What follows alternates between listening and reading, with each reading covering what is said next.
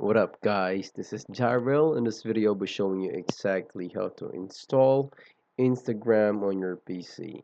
Now first thing you have to do is you'll have to search Instagram first. Basically not just Instagram but Instagram um, download for PC. Okay, hold on 1 second, we'll also search for that. For Windows, now here it is. Just click the very first link, which is from the Microsoft Store. Now hit on that and click on download. Now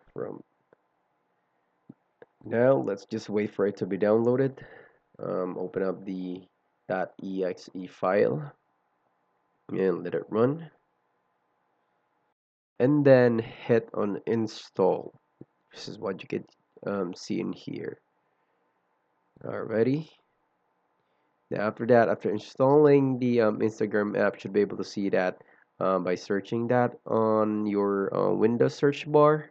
Just search for Instagram, and then you should be able to open your Instagram um, software on your PC.